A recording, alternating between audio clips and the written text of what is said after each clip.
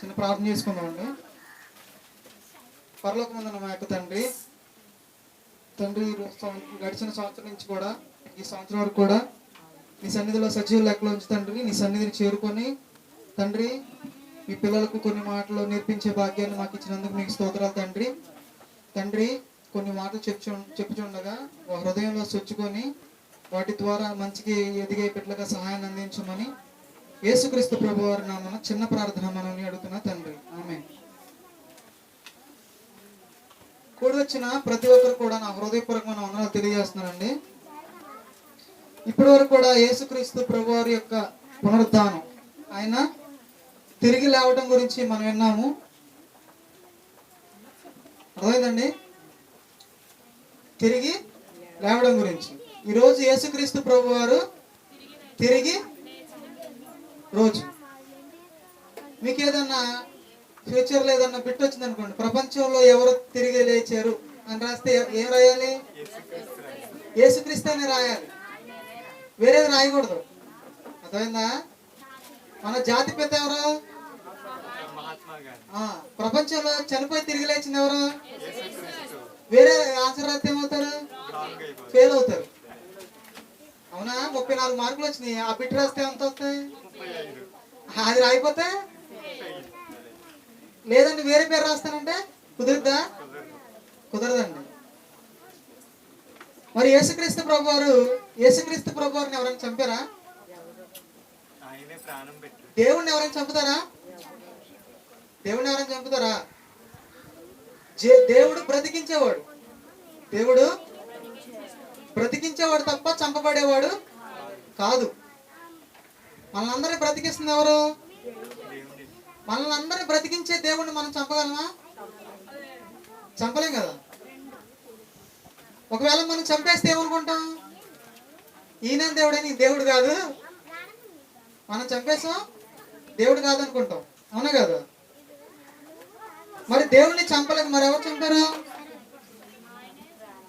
ఒకసారి యోహాను సువార్త 10:17 వచనాలు, 10వ అధ్యాయం 17 వచనం.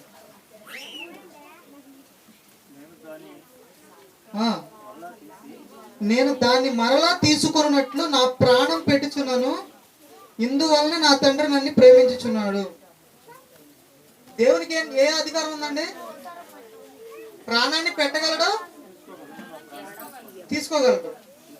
అంటే దీన్ని బట్టి మనకి ఏమర్థం అవుతుందంటే యేసుక్రీస్తు ప్రభువారు దేవుడు. యేసుక్రీస్తు ప్రభువారు దేవుడు కాబట్టి తన ప్రాణాన్ని ఇవ్వగలడు, దాన్ని మరలా తీసుకోగలడు. అంటే శుక్రవారం రోజు ఏం జరిగింది? యేసుక్రీస్తు ప్రభువారు తన ప్రాణాన్ని ఇచ్చాడు, మనకి పెట్టాడు. అర్థమైందండి? ఈరోజు మళ్ళీ ఆయనే తీసుకుంటాడు, ఆయనే తిరిగి తీసుకుంటాడు అన్నమాట. తర్వాత నేను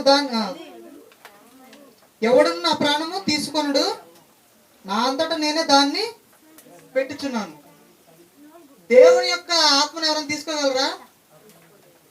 దేవుని యొక్క ఆత్మను ఎవరైనా తీసుకోగలరా? ఎవరు తీసుకోగలరు?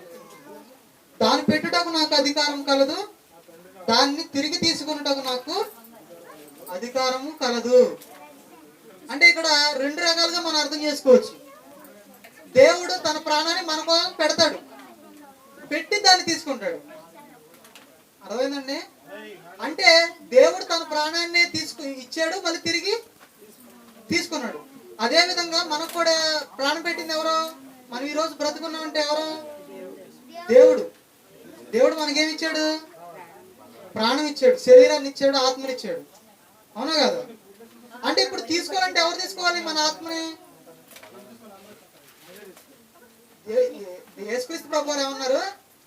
నేను నా ప్రాణాన్ని పెడతాను, తీసుకుంటా అన్నాడు.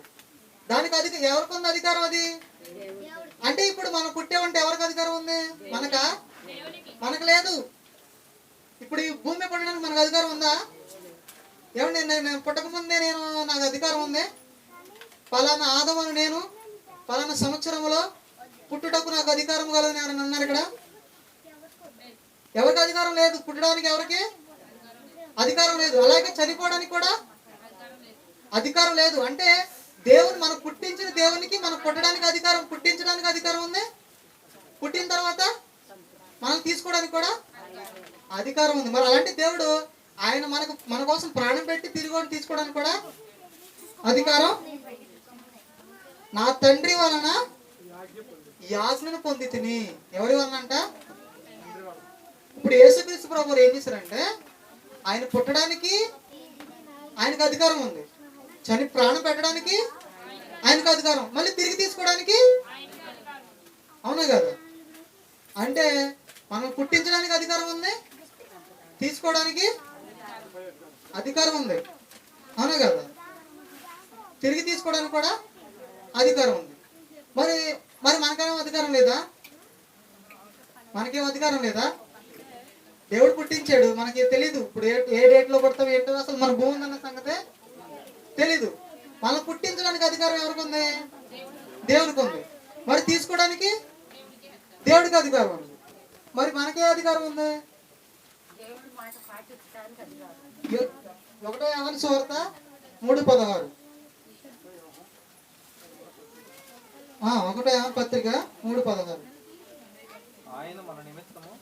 ఆయన మన నిమిత్తము తన ప్రాణం పెట్టాడు అంటండి. ఎవరు తీసుకోలేదు. ఆయన ప్రాణం తీసుకోవడానికి ఎవరికి అధికారం లేదు. ఆయన తన ప్రాణం పెట్టారు మన కోసం. ఎవరి కోసం? మన కోసం ప్రాణం పెట్టడానికి ఆయనకి ఏముంది? అధికారం. తర్వాత ఏం చెప్తున్నాడు? గనుక దీని వలన ప్రేమ ఎట్టిదని మీరు తెలుసుకుంటారు. తర్వాత మనము కూడా సహోదరుల నిమిత్తము ప్రాణము పెట్టబద్దులమై ఉన్నాము. మనకు అధికారం ఇచ్చాడు. ఇప్పుడు దేవుడు పుట్టేటప్పుడు మనకు అధికారం లేదు. ఏం లేదు? పుట్టేటప్పుడు అధికారం ఉందా మీకు? నాన్న అమ్మ నేను పుట్టాలనుకుంటున్నాను, పలానా డేట్ లో పుట్టేమంటారా అన్నారా? ఎవరు అనలేదు కదా. అంటే అధికారం లేదు. మనల్ని పుట్టించడానికి మన అధికారం ఎవరికి ఇచ్చాం? దేవుడు తీసుకున్నాడు. ఆయనే ఇచ్చాడు మనకి ఇక్కడ పుట్టాలని. ఇప్పుడు ఏమన్నంటే యేసుక్రీస్తు ప్రభు వారు మన కోసం ప్రాణం పెట్టాడు. అంటే ఆ ప్రాణం పెట్టడానికి ఎవరికి అధికారం ఉంది? దేవునికి అధికారం. ఇప్పుడు భూమి మీదకి వచ్చిన తర్వాత నీకు ఒక విజ్ఞత ఉంది, ఆలోచన శక్తి ఉంది. ఉన్న తర్వాత దేవుడే ఉన్నాడండి. యేసుక్రీస్తు ప్రభు వారు మీ నిమిత్తం నేను ప్రాణం పెట్టాను, అది నా అధికారాన్ని తెలియజేస్తుంది. అది నా అధికారాన్ని తెలియజేస్తుంది. మీరేం చేయాలంటే మీరు మీ సహోదరుల నిమిత్తం ప్రాణం పెట్టబద్దులై ఉన్నారంటే అంటే అర్థం నీకు కూడా అధికారం ఇస్తుంది. ఇప్పుడు ఇస్తున్నాడు అధికారం. ఇప్పుడు మీరేమనాలి? నా సహోదరుల నిమిత్తం నేను ప్రాణం పెడతాను, నాకు అధికారం కలదని మీరు అనొచ్చు. ఇప్పుడు అంటే యేసుక్రీస్తు ప్రభు వారికి ఉన్న అధికారాన్ని ఇస్తున్నప్పుడు స్టార్టింగ్ లో ఇవ్వలా, ఇచ్చారా? పుట్టేటప్పుడు అధికారం ఇచ్చాడా? అవకాశం ఇచ్చాడు. ఏమిచ్చాడు? అవకాశాన్ని ఇచ్చాడు. మన కృష్ణాన్ని చెప్పాడు ఏంటి? శుక్రకణాలు, ఎన్నో లక్షల శుక్రకణాలు నీ తల్లిలో ప్రవేశించినప్పుడు నీకు ఆ అవకాశం ఇచ్చింది ఎవరు? నిన్ను ఎన్నుకున్నది ఎవరు? నిన్ను ఎన్నుకోవడానికి, నిన్ను చూస్ చేసుకోవడానికి ఆయన అధికారం ఉంది. నీకు అవకాశాన్ని ఇచ్చాడు భూమి మీదకి రావడానికి. భూమి మీదకి వచ్చిన తర్వాత అధికారాన్ని ఇస్తున్నాడు. ఏంటి ఇప్పుడు అధికారం ఏముంది వచ్చింది ఇప్పుడు మీకు? ఇప్పుడు మనం పెట్టొచ్చు, ఎవడో మనం తీసుకోడు. ఇప్పుడు సాధారణ వచ్చి ఎవడో వచ్చి నేను తీసుకెళ్ళిపోవడం. అందుకే దేవుడే ఉన్నాడంటే చాలా సింపుల్ గా చెప్పాడు ఏంటంటే ఎవడైతే తన ప్రాణాన్ని పోగొట్టుకోవాలనుకుంటున్నాడో దాన్ని, నా నిమిత్తం ప్రాణాన్ని పోగొట్టుకుంటే దాన్ని తిరిగి తీసుకుంటాడు. ఎవడో పట్టుకెళ్ళిపోడు. అంటే నా నిమిత్తం అంటే అర్థం ఏంటి? నీ సహోదరుల నిమిత్తం. నీ సహోదరుల నిమిత్తం నువ్వు ప్రాణం పెట్టాలి. ఇప్పుడు సహోదరుల నిమిత్తం నువ్వు బ్రతుకుతున్నావు, ఈ లోపల ఎవడో చంపేశాడు అంటే అది చంపేసినట్టు కాదు, నువ్వే పెట్టావు, నువ్వే ఇచ్చే చేస్తావు నువ్వు. అర్థమైందా? ఇక్కడ ఒకటండి, మన ఇంట్లో బయట ఏదో వస్తువు పెట్టేసి వెళ్ళిపోయాం, ఖరీదైన వస్తువు పెట్టేసి వెళ్ళిపోయాం. ఎవడో దొంగ వచ్చి పట్టుకెళ్ళాడు, మనకు తెలుస్తుందా? తీసుకోగలమా? తీసుకోలేము. అదే వస్తువు మన పక్కింటానికి ఇచ్చాం, కావాలంటే అవసరం అంటే ఇచ్చాం. మరి తీసుకునే అధికారం మనకు ఉంది. అంటే విలువైన ప్రాణాన్ని నీకు ఇచ్చే అవకాశం ఇచ్చింది దేవుడు. నీ ప్రాణాన్ని ఎక్కడ వదిలేసావు అనుకో, దాన్ని తీసుకుంటావు నువ్వు. గాలికి వదిలేసావు నీ ప్రాణాన్ని, దానికి ఆ ప్రాణం ఎటుపోతుందో తెలియదు, రోడ్డు మీద వదిలేసావు, దాన్ని తీసుకోవడానికి నీకు అధికారం లేదు. అదే నువ్వు నీ సహోదరులు నా ప్రాణం తీసుకోండి నీ సహోదరులకు ఇచ్చావు, ఏం చేస్తావుడు? అవునే కదా. అంటే యేసుక్రీస్తు ప్రభువారు ఏ అధికారం అయితే ఉందో ఆ అధికారాన్ని నీకు ఇవ్వడానికి సిద్ధంగా ఉన్నాడు.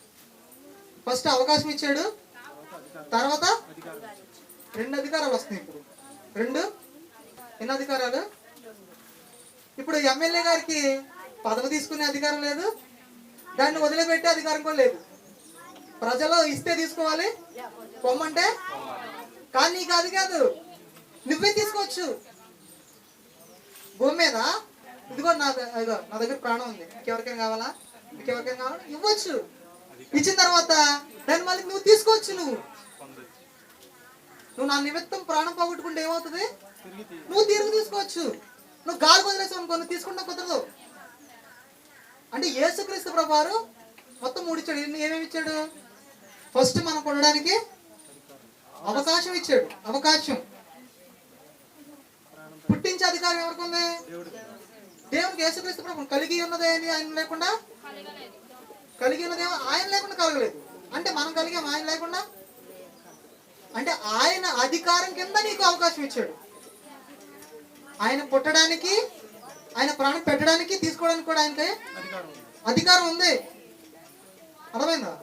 అంటే ఆయన అధికారంలో మనకు ఒక అవకాశం ఇచ్చాడు. అధికారంలో అవకాశం. ఇప్పుడు అవకాశం ఇచ్చిన తర్వాత యేసుక్రీస్తు ప్రభువారు ఏమన్నారు? నేను ఏ విధంగా అయితే చనిపోయానో మీరు కూడా మీ సహోదరుల నిమిత్తం ప్రాణం పెట్టమన్నాడు. వాళ్ళు తీసేసి లాగేసుకుంటాం కాదు. ఇప్పుడు ఎవడొచ్చి నన్ను చంపేసి అనుకుంటే ఏంటి అర్థం? నా ప్రాణాలు లాగేసుకున్నాడు అని. లేదా బాబు నేనేస్తారా రా అంటే ఇస్తున్నా, నేను అడిగి పెడతానని అడిగి. కొంతమంది అంటారు ప్రాణభిక్ష పెట్టాడండి అంటాడు. అంటే అర్థం ఏంటి? అతనే తీసుకెళ్ళి ఇచ్చాడు. అవునా కదా? ఎవడన్నా ఉరేస్తున్నారు అనుకోండి ఎవరికన్నా, ఒరే బాబు ఆడు వేయద్దు, ఆడి బదులు నేను ఉరేసుకుంటా అంటే అర్థం ఏంటి? ప్రాణభిక్ష పెడతానట్టు. అవునా కదా? అంటే భూమి మీద పుట్టిన అవకాశం ఇచ్చిన దేవుడు మన ప్రాణాన్ని పెట్టడానికి కూడా మనకు అధికారం ఉంది. ఎప్పుడైతే ప్రాణం పెట్టడానికి అధికారం ఇచ్చాడో దాన్ని తీసుకోవడానికి మనకు అధికారం ఉంది. అవకాశం ఇచ్చినప్పుడు అధికారాన్ని తీసుకోవాలి మనం. అవకాశం ఇచ్చినప్పుడు అధికారం ప్రజలు అవకాశం ఇచ్చినప్పుడు ఎమ్మెల్యేగా అధికారం తీసుకువెళ్తాం. దేవుడు అవకాశం ఇచ్చినప్పుడు నీకేమొచ్చినాయి? ఇప్పుడు 2 రకాల అధికారాలు వచ్చింది. ఫస్ట్ అధికారం ఏంటి? ప్రాణం పెట్టడం. అంటే యేసుక్రీస్తు ప్రభువారికి ఏ అధికారం అయితే ఉందో ఆ అధికారంలోకి నడిపిస్తున్నాడు. అవకాశం ఉన్నప్పుడు అధికారంలోకి వెళ్తావా? అధికారం వద్దనుకొని ఎవరికో నీ ఆత్మను వేరే వాళ్ళకి ఇచ్చేస్తావా? అర్థమైందా? నీ అంతటగా నువ్వు ఇచ్చేస్తే తీసుకుంటావు, ఎవడన్నా లాగేసుకుంటే తీసుకోలేవు. అందుకే నా నిమిత్తం నువ్వు ప్రాణం పెడితే దాన్ని తిరిగి తీసుకుంటావు. తిరిగి మనమే తీసుకోవాలి. అంటే తండ్రికి అప్పగించాడు. యేసుక్రీస్తు ప్రభువారు ఏం చేశారు? తండ్రికి అప్పగించాడు. వదిలేసాడు అనుకోండి, చనిపోయినప్పుడు వదిలేశాడు, ప్రాణం వదిలేశాడు. కొంతమంది అంటారు ప్రాణం వదిలేశాడండి, అదే చిన్న ప్రాణం అంట, అదే చిన్న ప్రాణం. ఆఖరణ చిన్న ప్రాణం వదిలేశాడండి అంటారు. ఆయన వదిలేలా. యేసుక్రీస్తు ప్రభువారు ప్రాణాన్ని వదిలేలా. మరి ఇప్పుడు ప్రాణాన్ని వదిలేస్తారా పెడతారా మీరు? అర్థమైంది? యేసుక్రీస్తు ప్రభువారు ప్రాణం పెట్టారా వదిలేశారా? ప్రాణం పెట్టారు. ఆయన ప్రాణం పెట్టి ఇచ్చారు, అప్పగించారు తండ్రికి. డాడీ 3 రోజులు మీ దగ్గర ఉంచండి, మళ్ళీ 3వ రోజు నేను, అంటే నాకు అధికారం ఉంది. ఎవరిచ్చారు ఈ అధికారాన్ని? తండ్రి వలన ఈ ఆజ్ఞను పొంది ఉన్నాను. తండ్రి వల్ల అధికారం పొంది ఉన్నాను. ఎవరు పొంది ఉన్నారు? యేసుక్రీస్తు ప్రభువారు తండ్రి వలన అధికారం పొందారు. యేసుక్రీస్తు ప్రభువారి వల్ల మనం అధికారం పొందుకున్నాం. అర్థమైందా? అందుకే యేసుక్రీస్తు ప్రభువారు ఏమంటున్నారంటే, నేను నిమిత్తం ప్రాణం పెట్టినట్టు మీరు మీ సహోదరుల నిమిత్తం ప్రాణం పెట్టబద్దులై ఉన్నారు. మీ సహోదరు నిమిత్తం మీ ప్రాణం పోగొట్టుకుంటే దాని మీద తెచ్చుకున్న అధికారం ఉంది. అవకాశం ఇచ్చాడు, అధికారం ఇచ్చాడు. అర్థమైందా? అవకాశం ఇచ్చాడు, అధికారం ఇచ్చాడు. మరి యేసుక్రీస్తు ప్రభు వారికి అధికారం అధికారం అధికారం. అర్థమైందా? అన్ని అధికారాలు ఉన్నాయి ఆయనకి. సర్వాధికారి అన్నారు. అది సర్వాధికారి. ఆయనకి ఎన్ని అధికారాలు ఉన్నాయి తెలుసా? కలిగి ఉన్నది ఏది ఆయన లేకుండా. అంటే మనల్ని పుట్టించే అధికారం ఉంది, మనల్ని చంపేసే అధికారం, నరకంలో పడేసే అధికారం ఆయనకు ఉంది. ఎవరైనా ఇక్కడ ఎమ్మెల్యే సీట్ ఇస్తారంటే తీసుకొని ఉంటారా? అసలే ఎలక్షన్ మూమెంట్ లో ఉన్నారు కదా. ఇక్కడ ఎవరైనా ఎమ్మెల్యే సీట్ కావాలంటే వద్దనుకునే వాళ్ళు ఎవరైనా ఉన్నారా? ప్రజలు అవకాశం ఇస్తే అధికారం నేను ఉన్నాను అనుకుంటారా? మరి సాక్షాత్తు దేవుడే అవకాశాన్ని ఇచ్చి అధికారాలు ఇస్తానంటున్నాడు. అధికారం తీసుకోపోతే ఎవరు తప్పు? అవునా కాదు? ఇప్పుడు యేసుక్రీస్తు ప్రభు వారు చనిపోకముందు నేను ప్రాణం పెడుతున్నాను, దాన్ని తీసుకునే అధికారం నాకు ఉంది. దాన్ని ఎప్పుడు కూడా నా దగ్గర నుంచి తీసుకోలేదు అన్నప్పటికీ గొడవలు అయిపోయినాయి. అర్థమైందండి? 10:17 యోహాను సువార్త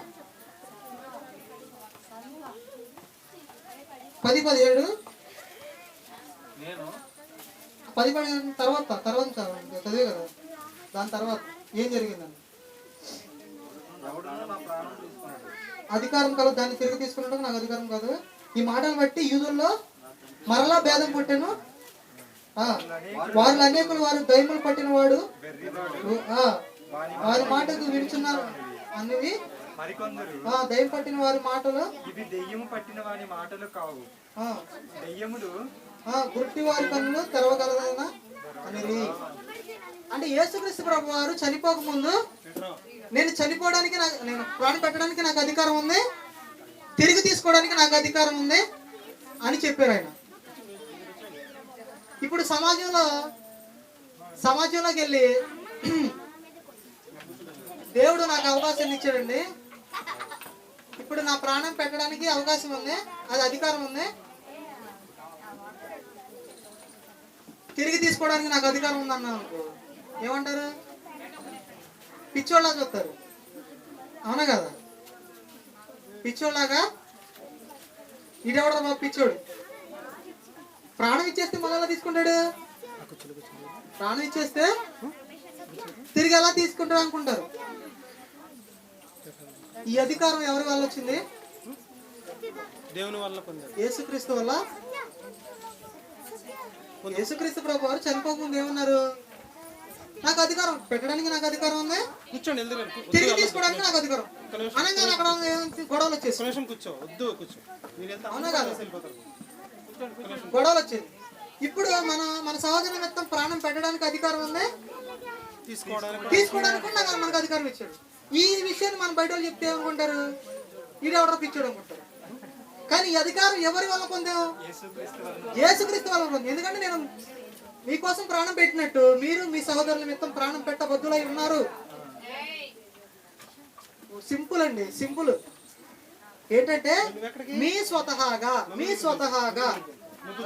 మీ యొక్క అభిప్రాయంతో, ఉదాహరణకి హాస్పిటల్లో చావు బతుకుల్లో ఉన్న తర్వాత ఈయన తాలూకు ఎవరండి ఏంటి చావు బతుకుల్లో హాస్పిటల్లో అడ్మిట్ చేశారు, ఈయన తాలూకు ఎవరండి అన్నారు. ఏమంటా? భార్య ఈయనండి, భర్త ఈయనండి, అయితే అర్జెంట్ సంతకం చేసానండి. ఎందుకని? అధికారం ఇచ్చేస్తున్నాం చేతిలోకి. ఈయన పోయినా బతికినా కూడా దానికి ఉత్తరవాదులు మేమే, ఎటువంటి ఆయనకి బాధ్యత లేదు అని చెప్పేసి అన్నాం. మీరు కూడా సంతకం చేసాడు, మనం కూడా ఏంటి మనం కూడా సంతకం చేసాడు. హాస్పిటల్లో కాదు, హాస్పిటల్లో దేవుని దగ్గర సంతకం చేసేస్తున్నాయి. అర్థమైందా మీకు?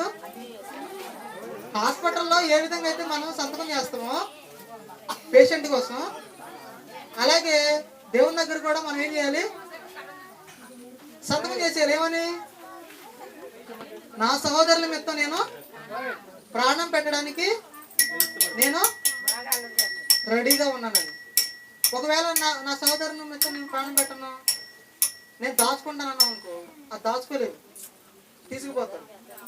అర్థమైందా? మన స్వతహాగా మనం దేవుని కోసం మన సహోదరు నిమిత్తం ఇస్తానంటే దాన్ని తీసుకునే అధికారం ఉంటుంది.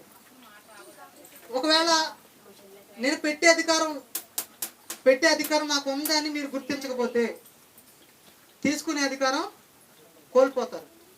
అర్థమైందా? ఎమ్మెల్యే సీట్లోకి వెళ్ళిన తర్వాత ప్రజలకు ఏం చేయకపోతే ఏమవుతుంది అంటే అధికారాన్ని ఏం చేశాడు, అక్కడ దుర్వినియోగం చేశాడు. ఇప్పుడు సహోదరుల నిమిత్తం ప్రాణం పెట్టాలన్నాం, పెట్టలేదు, అధికారాన్ని ఏం చేశాడు, దుర్వినియోగం చేశాడు. వాడు తీసుకునే అధికారం ఉంటుందా? ఉండదు. ఎమ్మెల్యే ఉన్న ఐదు సంవత్సరాలు ఏం చేయాల, మళ్ళీ తర్వాత 5 సంవత్సరాలు ఎక్కే అధికారం ఉంటుందా? లేదు. అలాగే మీ సహోదరుల నిమిత్తం ప్రాణం పెట్టే అధికారం నీకు ఉంది, దాన్ని దుర్వినియోగం చేసుకున్నావు. ఇప్పుడు ఏమవుద్ది, మళ్ళీ అధికారం రాధిక. నెక్స్ట్ అధికారం, ఏ అధికారం అది? ప్రాణం పొందే అధికారం. అర్థమైందండి? యేసుక్రీస్తు ప్రభు వారు భూమి మీద ఉన్నప్పుడు సహోదరుల నిమిత్తం ప్రాణం పెట్టాడు కాబట్టి తీసుకునే అధికారం ఆయనకు ఉంది. మరి మనకు అధికారం ఉందా? ఎవరిష్టం వాళ్ళు. ఇప్పుడు అధికారం దుర్వినియోగం చేసుకున్నాను. ఎవరిష్టం వాళ్ళు ఎందుకన్నాను? ఇప్పుడు నా సహోదరుల నిమిత్తం ప్రాణం పెట్టాను, అధికారం వినియోగించుకున్నా. ఇప్పుడు నాకు ఆ ఇష్టం లేదు, ఏం చేయాలి? ఇప్పుడు తీసుకునే అధికారం లేదు నాకు. అవకాశం ఇచ్చాడు, 2 రకాల అధికారాలు ఇచ్చాడు. అవకాశాన్ని ఉపయోగించుకోవాలి, అధికారాన్ని చలాయించాలి. అధికారం చలాయించడం అంటే అణగదొక్కడం కాదు. అర్థమైందా? అధికారం చలాయించడం అంటే భూమి మీద ఉన్నప్పుడు మన సహోదరుల నిమిత్తం మనం ప్రాణం పెడితే అధికారాన్ని ఉపయోగించుకున్నట్టు, మన సహోదరుల నిమిత్తం ప్రాణం పెట్టకపోతే అధికారాన్ని దుర్వినియోగం చేసుకున్నప్పుడు. భూమి మీద అధికారాన్ని దుర్వినియోగం చేసుకుంటే తిరిగి దాన్ని పొందుకునే అధికారం మనకి కోల్పోతాం. అర్థమైందండి? అంటే ఈరోజు ఆయన ప్రాణాన్ని తిరిగి తీసుకునే అధికారం కలిగి ఆయన ప్రాణాన్ని తిరిగి తీసుకున్న రోజు ఇది. అర్థమైందండి? సో మనం ఇక్కడ పెట్టే అధికారం ఉంటే తీసుకునే అధికారం ఉంటుంది అనమాట. సో ఈ అధికారం మనందరం కూడా ఏం చేయాలి? సద్వినియోగం చేసుకోవాలి. చిన్న ప్రార్థన చేసుకుందాం. పరలోకంలో మాకు తండ్రి, ఇప్పటివరకు కూడా మీ జ్ఞాన గ్రంథం నుంచి కొన్ని మాటలు నేర్చుకున్నాం తండ్రి. మీ ఇచ్చిన అవకాశాన్ని వినియోగించుకొని అధికారం తీసుకొని తండ్రి, మళ్ళీ అధికారంతో మేము కూడా మీలాగే లెగడానికి అవకాశాన్ని దయచేయమని యేసుక్రీస్తు ప్రభువుని చిన్న ప్రార్థన మనని అడుగుతున్నాం తండ్రి. ఆమేన్.